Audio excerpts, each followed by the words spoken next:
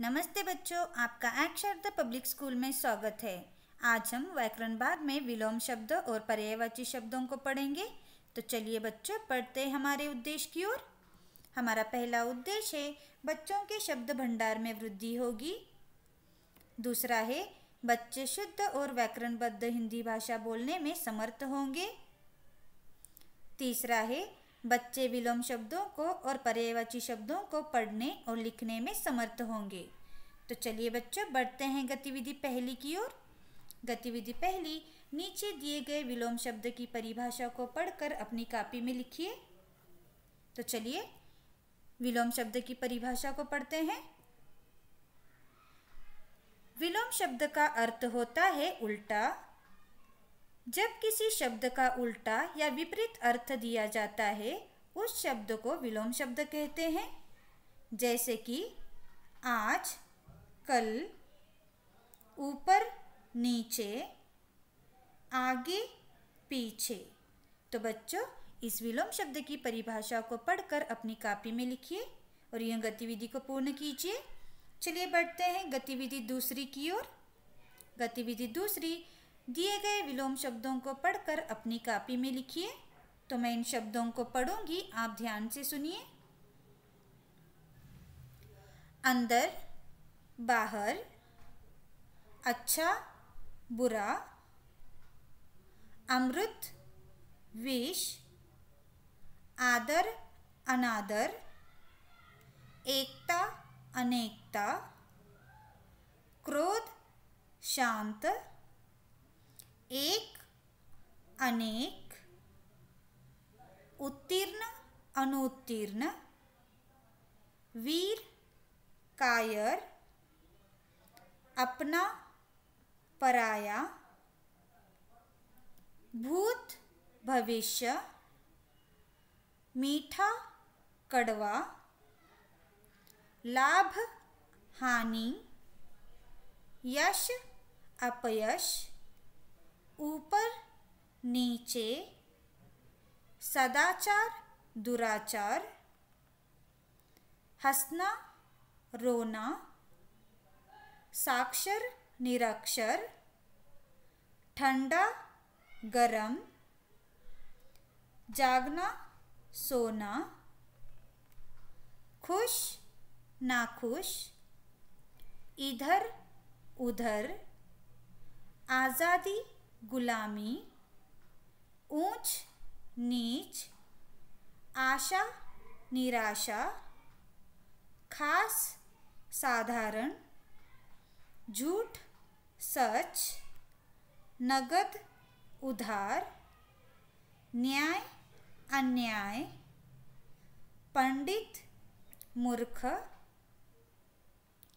डर, निडर, बहुत, थोड़ा, भगवान, हैवान, भाग्य, दुर्भाग्य, शुभ, अशुभ, हार, जीत, कोमल, कठोर, सुख, दुख, आगे, पीछे, उठना, बैठना। तो बच्चों, इन विलोम शब्दों को पढ़कर अपनी कॉपी में लिखिए और यह गतिविधि को पूर्ण कीजिए। चलिए बढ़ते हैं गतिविधि तीसरी की ओर। गतिविधि तीसरी, नीचे दिए गए चित्रों को पहचान कर उनके विलोम शब्द लिखिए। तो चलिए पहला चित्र देखते हैं। पहला चित्र है सीधा, उसका विलोम शब्द है उल्टा। दूसरा चित्र देखिए, गीला, सूखा। तीसरा चित्र देखिए, बंद, खुला। चौथा चित्र देखिए, साफ, गंदा। पांचवा चित्र देखिए, सुबह, शाम। छठवां चित्र देखिए, तेज, धीरे। तो बच्चों इन चित्रों को पहचान कर उनके विलोम शब्दों को लिखकर यह गतिविधि को पूर्ण कीजिए।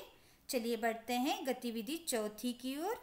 गतिविधि चौथी, नीचे दिए गए पर्यायवाची शब्द की परिभाषा को पढ़कर अपनी कॉपी में लिखिए। तो चलिए पर्यायवाची शब्द की परिभाषा पढ़ेंगे। समान अर्थ वाले शब्दों को पर्यायवाची शब्द कहते हैं, या जिन शब्दों के अर्थ समान होते हैं उन्हें पर्यायवाची शब्द कहते हैं, जैसे कि सच, सत्य, जल, पानी। तो बच्चों इस पर्यायवाची शब्द की परिभाषा को पढ़कर अपनी कॉपी में लिखिए और यह गतिविधि को पूर्ण कीजिए। चलिए बढ़ते हैं गतिविधि पांचवी की ओर। गतिविधि पांचवी, दिए गए पर्यायवाची शब्दों को पढ़कर अपनी कॉपी में लिखिए। तो मैं इन शब्दों को पढ़ूंगी, आप ध्यान से सुनिए। कमल, नीरज, सूरज, रवि, जंगल, वन, फूल, कुसुम, आँख, नयन, हाथी, गज, आकाश, गगन, घर, सदन, पानी, जल, बगीचा, उपवन, धरती, भूमि, पक्षी, खग, पेड़, वृक्ष, वर्षा, बारिश, हवा, पवन, समुद्र, सागर, किताब, पुस्तक, पहाड़, पर्वत, बेटी, पुत्री, बेटा, पुत्र, नदी, सरिता, कपड़ा, वसन, आनंद, उल्लास, अग्नि, आग, घोड़ा, अश्व, ईश्वर, भगवान, दिन, दिवस, शरीर, तन, रात, रात्रि, वीर, बहादुर, जग, दुनिया, चाह, कामना, नक्षत्र, तारा, पवित्र, पावन, माँ, माता, उपहार, तोहफा। तो बच्चों इन पर्यायवाची शब्दों को पढ़कर अपनी कॉपी में लिखिए और यह गतिविधि को पूर्ण कीजिए। चलिए बढ़ते हैं गतिविधि छठवीं की ओर। गतिविधि छठवीं, नीचे दिए गए चित्रों को पहचान कर उनके दो पर्यायवाची शब्द लिखिए। तो चलिए पहले चित्र को देखिए। पहला शब्द है वर्षा, बारिश। दूसरा चित्र देखिए, सूरज, सूर्य। तीसरा चित्र देखिए, आँख, नयन। चौथा चित्र देखिए, कमल, नीरज। पांचवा चित्र देखिए, माँ, माता। छठवां चित्र देखिए, हाथी, गज। तो देखो बच्चों इन चित्रों को पहचान कर उनके दो पर्यायवाची शब्द लिखिए और यह गतिविधि को पूर्ण कीजिए। चलिए बढ़ते हैं आज के गृह कार्य की ओर। आज का गृह कार्य है, पाठ का अभ्यास और व्याकरण भाग को अपनी कॉपी में लिखिए। आज के लिए इतना ही बच्चों, धन्यवाद।